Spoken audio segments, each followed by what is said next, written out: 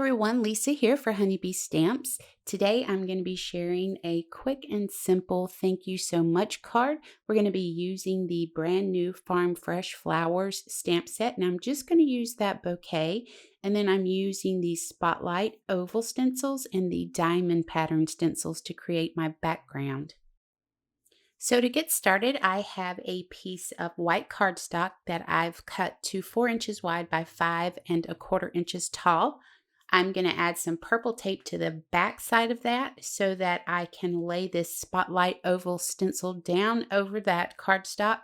And then we're going to come in and lay down the smaller diamond pattern stencil over this. And then we're going to do a little bit of ink blending.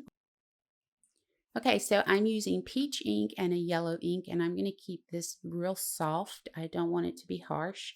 So just a real light blend of these two colors over the diamond pattern stencil, and then we'll be done with our background. So I have a piece of 80-pound smooth cardstock in my MISTI, and then I'm going to go ahead and stamp the images using Memento Tuxedo black ink. I'm just going to stamp them a couple of times because this is a new stamp I have not used yet.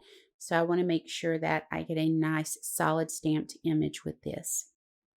So I've already picked out a bunch of colors that I'm going to color this image with, and I've already started coloring. Now the two flowers that look like tulips to me, I'm going to be coloring with R01, R02, and R05, and then I'm going to come in with E07 just to add a little bit of shading to those.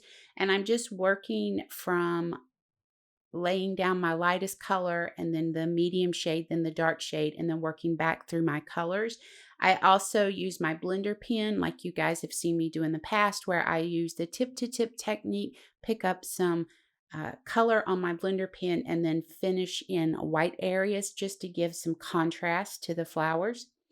And that's what I do with all of the flowers. So I'm going to come in here with Y26 to add some shading into this other flower here, and I'm going to be using Y17, Y15, and Y13 to darken this up. The center, I use E27 and E29 to darken that center up a little bit, and I add a little bit of that Y26 to that also.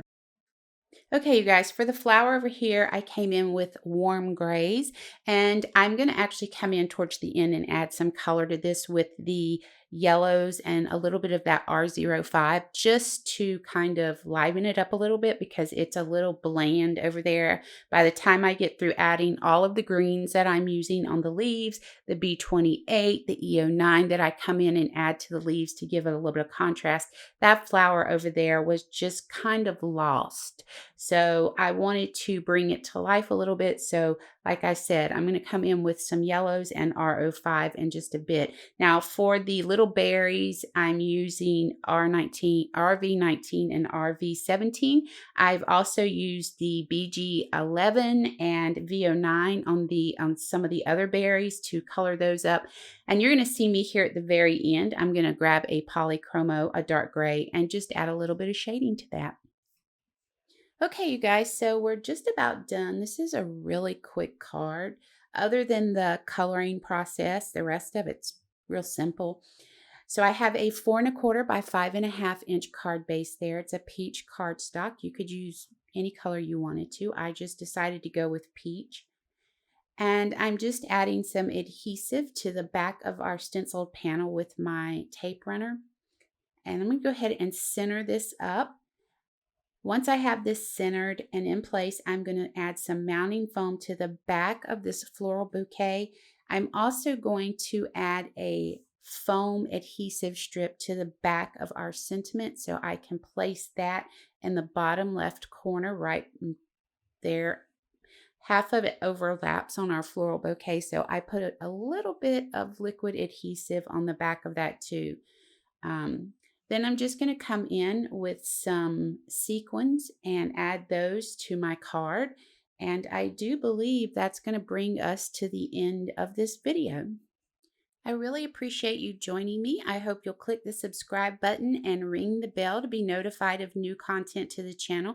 Now, for more information on the products used, head over to the Honeybee Stamps website, and I hope you have an amazing day.